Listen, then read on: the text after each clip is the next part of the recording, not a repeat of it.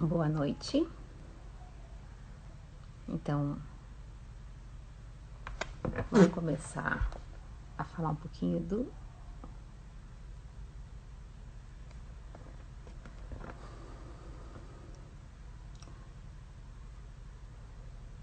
Boa noite, Cíntia, Ali, Josi. Esperar mais um pouquinho pra gente falar sobre o livro. O lançamento do livro.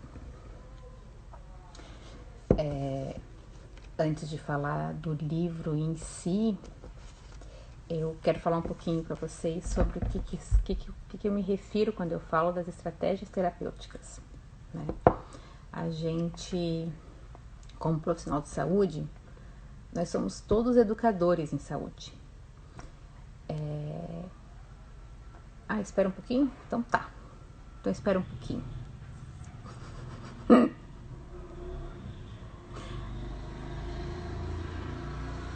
Esperar um pouquinho mais.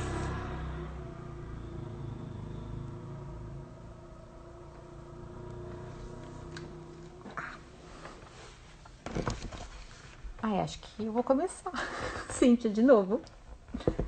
Tá? Qualquer coisa depois eu volto um pouquinho no tópico, mas como vocês já estão aqui também pontualmente, então como eu estava falando, eu vou falar um pouquinho antes de explicar o livro, né? Antes de tudo ainda, eu quero agradecer vocês que estão aqui, né? A ideia de lançar o livro era presencial, óbvio, não deu. Tem suas vantagens. A ideia de lançar o livro era que fosse presencial. Tem as suas vantagens, o fato de ser online, porque muita gente que mora longe, né, consegue participar. Mas então a gente vai fazer no formato online. Como estamos fazendo agora. Então, o livro é intitulado Estratégias Terapêuticas para o Tratamento da Dor. A ideia de falar em estratégias terapêuticas é como se eu fizesse um paralelo com a educação, com as crianças. Como nós todos somos profissionais de saúde e somos educadores em saúde, o livro quer nos ajudar justamente nessa ferramenta de como a gente faz educação com o paciente. Se a gente pensar na escola, a criança tem um professor e ela tem várias matérias. E ela tem que fazer aquela matéria com aqueles professores ali. No caso da saúde, no paralelo, a gente tem um paciente que ele não necessariamente, ele pode mudar de professor, ele pode mudar de profissional e ele pode escolher a disciplina que ele quer. Então, eu não quero tomar remédio, eu não quero fazer exercício e ele acaba escolhendo um pouquinho para onde ele vai. E a gente sabe que para trabalhar com a dor crônica, para treinar, né, para o tratamento da dor crônica, a gente precisa dessa abordagem multiprofissional. E como que a gente faz para uma pessoa que tem a autonomia de escolher para onde ela vai para o tratamento dela, como que eu posso ajudar e ter o meu papel de educador em saúde para que ela trabalhe a sua saúde em todo o seu contexto, né? Tanto características biológicas, físicas, emocionais e sociais e espirituais. Então, a ideia de estratégias terapêuticas é isso, são várias estratégias que a gente tem para favorecer essa nossa relação com o paciente e promover um processo terapêutico mais produtivo, tá? O livro, ele nasce de muita coisa que eu estudei ao longo da vida e estudei no doutorado. Eu já tenho doutorado há 12 anos e ele nasce com essa vontade de materializar o que eu estudei e o como eu faço. Né? O livro tem um embasamento científico muito rigoroso. Embora o livro não precise passar por revisores, eu pedi, né, para a psicóloga Deia Amorim, que está aqui, para ela ler e me dar os feedbacks, para uma paciente, né, a Denise Meirelles, que também está aí, e uma anestesista, que é a doutora Márcia Geller, que também me deu os feedbacks dela sobre o livro, e a Josimari de Santana, que também está aqui, que fez a avaliação técnica do livro né, na visão do fisioterapeuta e escreveu o prefácio do livro. Então o livro ele tem essa questão científica e prática e passou pela avaliação dessas pessoas que antes de publicar, né, para mim ver. Então, assim, o livro começa e aí ele foi feito com essa rigor, né, com essa questão científica, mas muito preocupada em desenhar, em deixar as informações bem claras para que pudesse ser compreendida não só por estudiosos da área, mas também, né, por todos, né, clínicos, pesquisadores, pacientes e inclusive familiares. Então, o livro está bem ilustrado, ele é bem amiguinho para a gente ler. Eu procuro fazer uma abordagem histórica no que a gente vai contando sobre a dor, né? Então, a classificação da dor e a questão dos pesquisadores, né? Na linha de dor, desde Descartes, e aí a gente vai crescendo os modelos de dor. Eu usei essa mesma figura inicial para a gente ir construindo as demais com o ganho de conhecimento, para a gente chegar na teoria da neuromatriz, que é a que a gente usa hoje, que não se limita à dor, mas sim, né, a neuromatriz cortical. E os modelos, né, a dor biopsicossocial, a saúde biológica biopsicossocial, a dor total, os vários modelos, também sempre apresentados num contexto histórico e conversando buscando conversar com o leitor para entender por que de uma dor que parece algo tão simples que todo mundo sente, as pessoas pesquisaram e virou algo que parece muito complexo, né? Que tem que ser abordado em vários fatores, tem que ser tratado por várias pessoas, não é mais um remedinho que cura, tá? Em seguida a gente evolui para comunicação. E por que eu falo de comunicação? Se eu quero que o meu paciente, né, se eu quero conseguir prescrever uma tarefa e que a pessoa execute, eu sei que a dor ela é algo mais complexo do que só uma coisa, ela está inserida dentro de um contexto biológico, psicológico, social, assim como a saúde, então eu preciso ter uma boa relação de troca com essa pessoa para conseguir entender o que ela precisa, o que ela sente, e poder ajustar o que eu tenho como habilidade para o contexto dela. Então, quando a gente fala de comunicação, é isso que a gente procura. A gente tem uma formação que nos coloca numa posição um pouquinho mais hierárquica, que sou eu quem sei, a pessoa veio consultar comigo, então eu tenho conhecimento. Porém, se a gente quer conseguir prescrever e fazer a pessoa colocar isso no cotidiano dela, eu preciso igualar, eu preciso respeitar o conhecimento que ela tem e escutar e ter essa troca, nessa relação mais complementar. Então eu abordo quais são os princípios da comunicação e a ideia é instrumentalizar o leitor, né, o clínico, o pesquisador, o próprio paciente, a desenvolver essas habilidades de comunicação para a gente conseguir juntos aplicar essas estratégias terapêuticas, que é o próximo capítulo, que é o terceiro, com sucesso.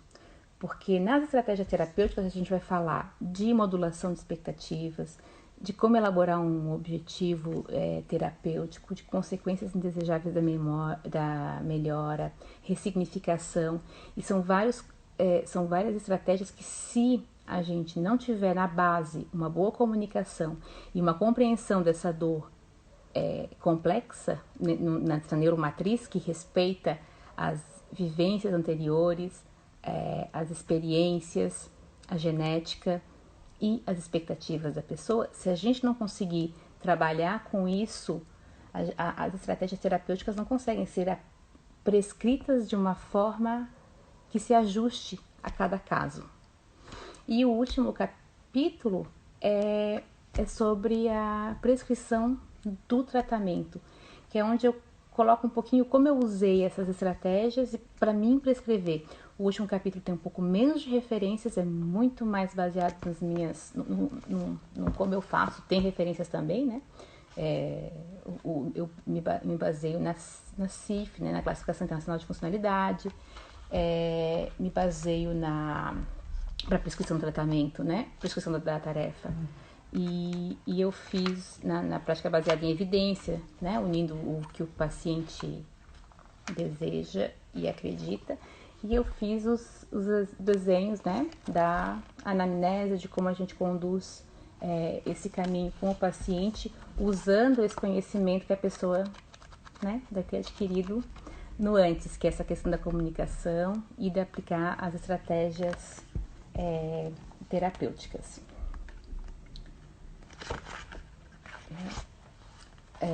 Daí outros, então o livro está bem ilustrado e com o objetivo de ser bem instrumentalizador mesmo para as pessoas que trabalham com dor, que sentem dor e inclusive, né, eu tive um feedback de que para os próprios familiares também seria uma literatura interessante.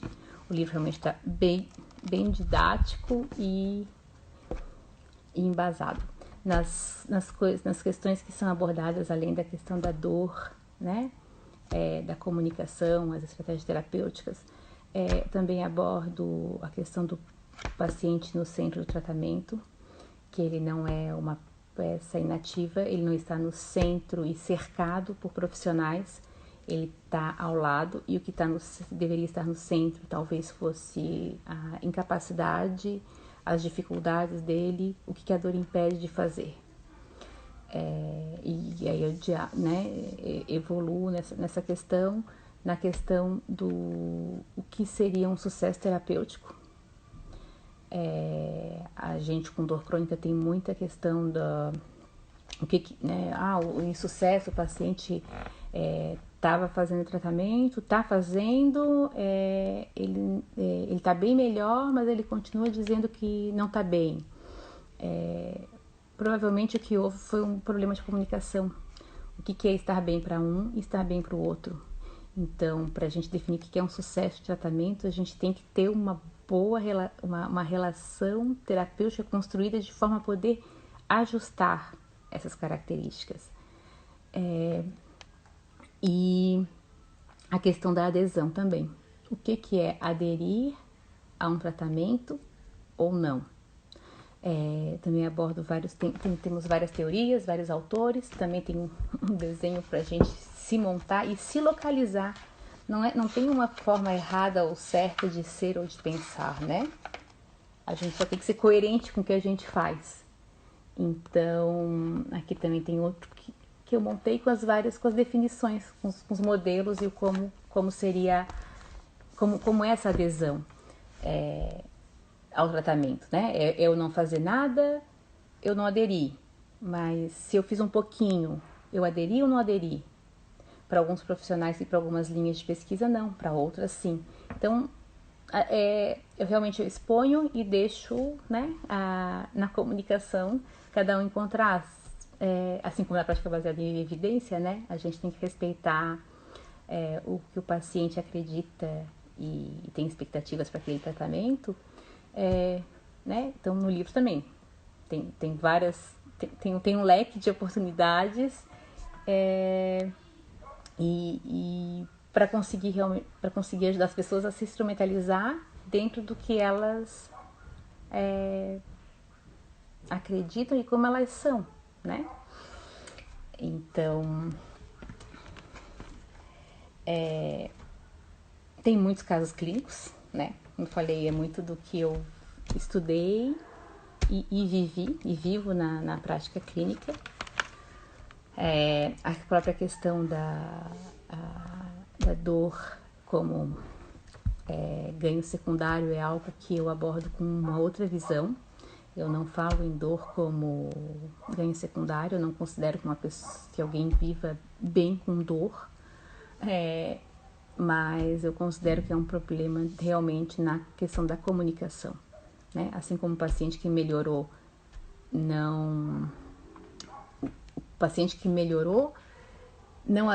pro profissional melhorou, pro paciente não, né? Foi um problema de comunicação. E o ganho secundário, muitas vezes a pessoa melhorou no que o profissional atua, mas ela não consegue lidar, que não é um ganho secundário, é que ela tem uma dificuldade para lidar com as interações no meio em que ela vive. E isso é abordado no livro como as consequências indesejáveis da melhora. E como a gente trabalha ajudando o paciente nisso. Outra questão importante que eu gostaria de abordar aqui é a questão da biopsicossocial.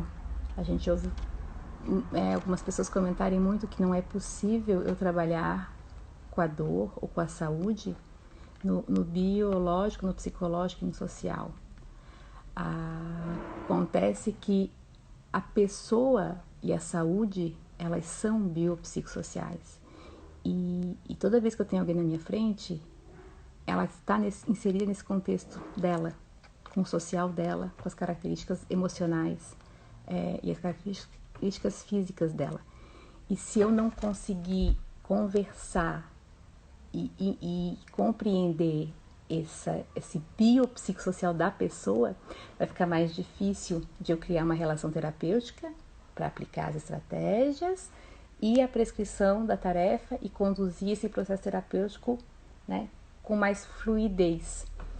E nisso, quando a gente consegue essa interação com o biológico, com o contexto em que a pessoa vive e está, porque às vezes também muda, né? Estava desempregado, está empregado, está separado, está casado. Isso vai mudando o como ela vai lidar com aquelas dificuldades que a dor crônica ou que uma doença causa na vida dela. Então, e quando eu consigo compreender essa pessoa, essa condição de saúde dentro desse contexto, eu consigo perceber se nesses problemas eu tenho habilidade para trabalhar com eles ou não, se são para mim ou se é para outro profissional. E aí é que eu vou encaminhar, mas a gente não pode, eu penso, né? A gente não deveria pensar que eu trabalho só com uma área, porque eu trabalho com uma pessoa. Quando a gente fala em ser global, não é ser global com o corpo inteiro, é ser global com o contexto inteiro. Né? Então é com essa ideia que o livro foi escrito e vai ajudando a gente a conduzir sem precisar ser uma carga que eu tenho que trabalhar o biopsicossocial. Não. Né? Eu consigo, com a própria classificação internacional, né, de funcionalidade da OMS, com a CIF, a gente acaba conseguindo mapear bem esses fatores biopsicossociais da pessoa. Então, é isso. Eu não sei se vocês têm alguma pergunta a mais, mas essa é a condução do livro. Essa é a proposta do livro também, né? E foi feito com muito carinho, cuidando muito bem dos detalhes. O lançamento online, né? Como eu falei no começo, tem suas vantagens, que tem gente de fora, mais distante, que consegue participar. Mas falta a gente também se encontrar, né? Pegar o livro é gostoso, né? Mas aí fica para as próximas, para os nossos encontros. Obrigada, Josi. E aí, se tem alguma pergunta, alguma coisa específica? Obrigada.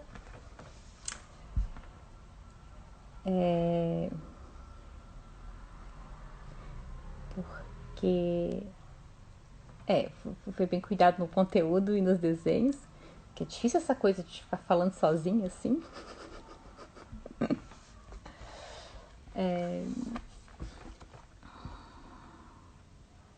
Tem comentários lá em cima? Tá.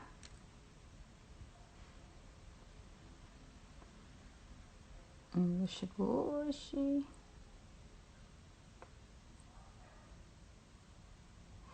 Para adquirir o livro por enquanto é no site da clínica, tá? Educador.com. E a partir de amanhã já vai estar na Amazon também. Eu vou escrever aqui o site. Isso, a Josinda colocou, né? Tem muitas ilustrações, eu gosto muito de desenhar. Desenhei muito durante o próprio processo de escrita, né? Então, às vezes, os desenhos eram para complementar, às vezes você desenha e você vê que faltou escrever alguma coisa. Então, foi um processo muito, muito gostoso de fazer e o livro está realmente pronto no... a questão do... já vou então, só vou botar aqui o site da clínica.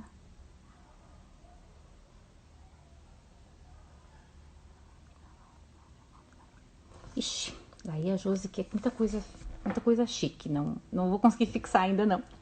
Mas o livro, a questão do tratamento, né? O tratamento, se eu abordo o tratamento como um todo ou abordo o tratamento específico. O livro é feito ele foi escrito para profissionais de saúde. Então é fisioterapeuta, médico, psicólogo, educador físico, nutricionista, TO. E a técnica em si não é o que eu vou focar. Eu foco, porque muitas vezes a gente tem uma técnica ou que é ponta, que é de tecnologia de ponta. Só que e a gente lê os artigos e funcionou muito bem para a população que fez, e quando eu vou aplicar não funciona. Não funciona porque eu estou num contexto diferente, primeira coisa, né? Estou avaliando outras características que até abordo isso no livro, a questão da seleção, a importância num estudo científico de selecionar bem os pacientes, mas quando a gente, né, no cotidiano a gente tem gente com muitas comorbidades e aí o tratamento às vezes não funciona, não é só porque tem comorbidade e está num outro contexto, mas é porque às vezes na hora de eu explicar para a pessoa, eu não esclareci bem as dúvidas, eu não consegui projetar com ela, né, pro cotidiano, pro contexto em que ela vive. Então o tratamento acaba não tendo muito sucesso. Algo que a gente até comentei um pouquinho na outra live do Facebook, mas que a gente falava muito antes, que a gente hoje em dia acontece menos, né? A gente consegue preparar melhor as pessoas, a gente vai aprendendo na saúde, né? É a questão dos eletroneuroestimuladores, né? De colocar de ir por meio cirúrgico, né? Coloca o eletrodozinho para estimular a parte posterior a entrada dos nervinhos sensitivos, e a pessoa, ela tira aquela sensação de dor que ela tinha, mas ela convive com uma dorzinha, uma dor não, ela convive com uma sensação de choque.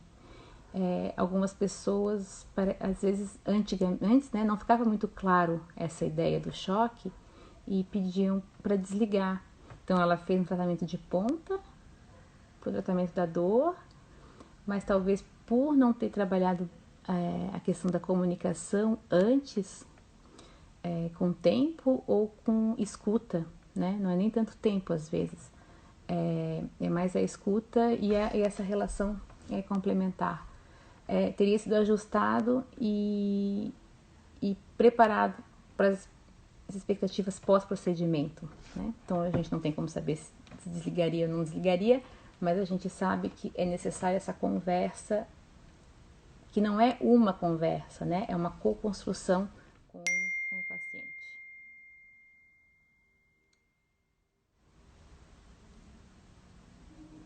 Então, todas as figuras foram de autorias minhas. A maioria foi, algumas foram redesenhadas, tá? A pessoa que fez a diagramação comigo, a Andréa Demarco, algumas ela sugeriu que fossem redesenhadas e eu gostei também. Então tem um pouquinho de mim, um pouquinho de uma outra desenhista, mas mesmo as que foram por ela foram só redesenhadas.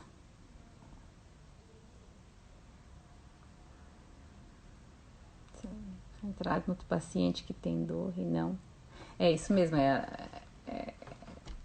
né, como a Josi colocou, né, que é um livro que é centrado no paciente que tem dor e não na dor ou na disfunção do paciente. Quem tá no centro do tratamento não é a pessoa em si, ela tá do nosso lado, a pessoa. E quem está no centro do tratamento são as dificuldades de interação que ela tem, porque que essa dor não permite fazer. Como é que é, as limitações que ela sente por causa da dor. Mas isso assim, ó, é bem amadurecido no livro pra gente chegar nessa conclusão, né? Sim, Diego, o livro também é indicado para pacientes, tanto para profissionais de saúde, pesquisadores e pacientes e familiares. Por que eu digo todos esses grupos, né? O profissional de saúde tem as estratégias, as habilidades para a gente conseguir prescrever e ter um processo terapêutico com mais sucesso. Para o paciente, também para melhorar a própria comunicação, a questão da hierarquia na relação clínico-paciente, ela não é só por causa do clínico. A sociedade também coloca muitas vezes o paciente como aquele que é paciente e que é desprovido de algum conhecimento para complementar seu tratamento. Então, às vezes, a pessoa também ler e perceber que ela faz parte dessa co-construção no processo terapêutico é muito importante. Então, tem uma linguagem, né, que foi aprovado por paciente também, antes de ser publicado, para que pudesse responder essa necessidade. E na questão da questão da pesquisa, né, que no fim a Josimar entra como pesquisa e como fisioterapeuta na avaliação dela, eu acredito assim, por também ter tido uma longa carreira como pesquisadora, assim, né, a questão de compreender essa variabilidade que a gente tem na clínica e essa necessidade de compreender um fenômeno e de fechá-lo na pesquisa. E como eu falei, isso aqui cresceu, né? O livro nasce com um doutorado, mas com essa experiência de 12 anos aplicando isso aqui. Então, nesse contexto, eu acho que é bem interessante também para pesquisa, para conseguir entender essa questão da clínica, né? Que a maioria aqui é clínico e percebe isso, mas às vezes quando a gente está na ciência, a gente tem um pouquinho a gente supõe, né? Aqui vai supor também, mas é uma outra visão para conseguir ver outros casos clínicos e essas interações. Então, sim, é para paciente, clínicos, né? Foi pensado para atender essas necessidades, tem as referências, né? Sempre que é necessário. Então é isso.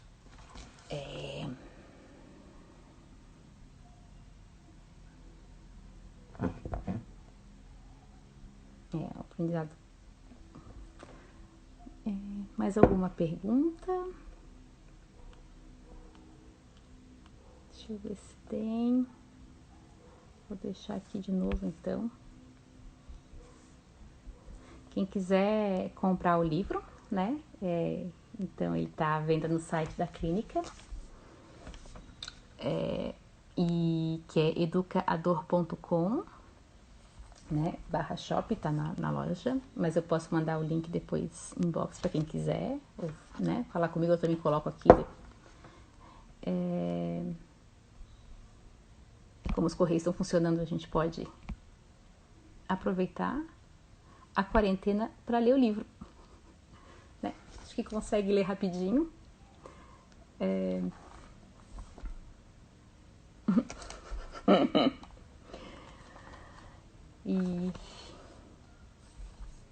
E é isso, gente. Então, Josi, mais alguma dica? Diego?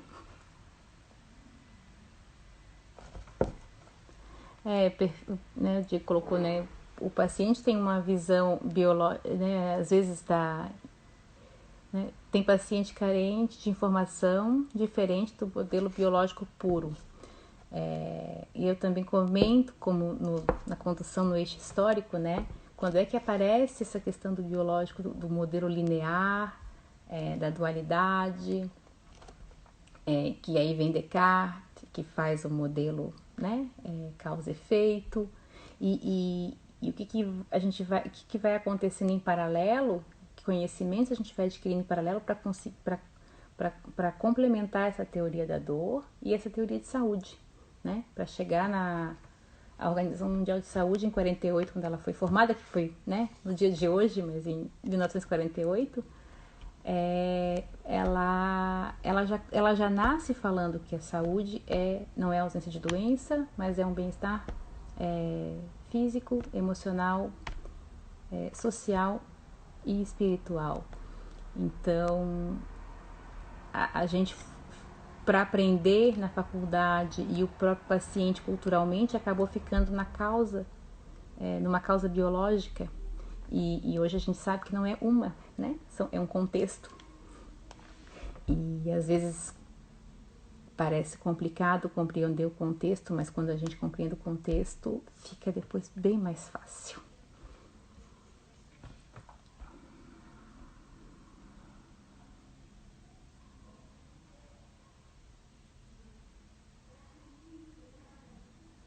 Obrigada, Josi.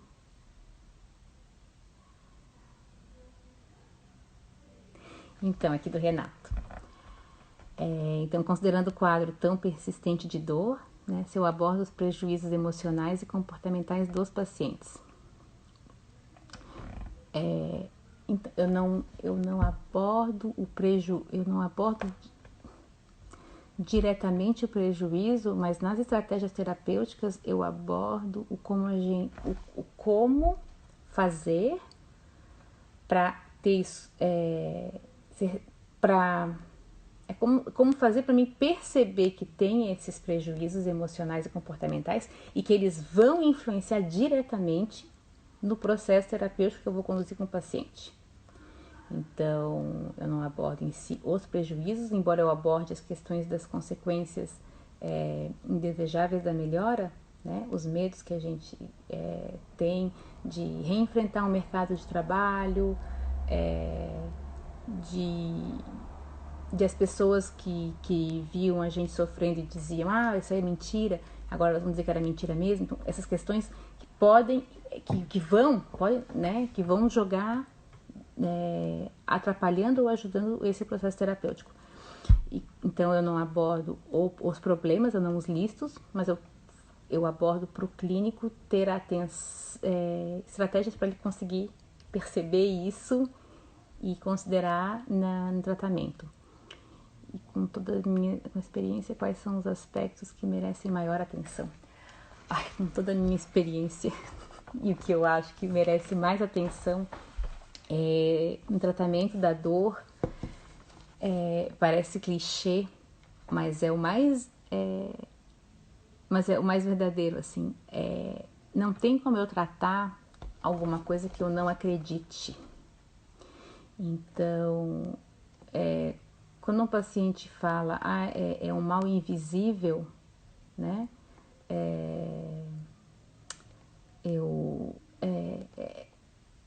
Os outros não acreditam. Eu acho que o fato da pessoa perceber que o profissional de saúde não está acreditando no que ela sente é o principal ponto para não ter processo terapêutico. Acaba ali a relação. Não tem como eu querer começar, né? Então, o primeiro capítulo é para compreender a dor, porque a dor todo mundo sente, é uma coisinha, né? É aquilo. Não, a dor hoje, né? Com tudo que a gente tem, ela é complexa. Ela tem essa neuromatriz, ela envolve vários fatores de modulação a nível do córtex. A gente sabe o quão complexa ela é. E o primeiro capítulo é essa ideia. O segundo é a gente comunicar e conseguir, né, calibrar essa linguagem e depois, para aplicar as estratégias terapêuticas, eu só posso fazer tudo isso se eu acreditar realmente na dor do paciente. Na dor, nas incapacidades, nas dificuldades. Para mim pode parecer muito fácil, mas para ele não é. E esse que eu acho que é o principal ponto. num tratamento para quem quer trabalhar com a dor, né? Preconceitos, tá ligado à crença, não é aí. Não, tá ligado ao contexto em que ela tá hoje, a dificuldade que ela tem hoje de enfrentar a vida dela porque essa dor atrapalha.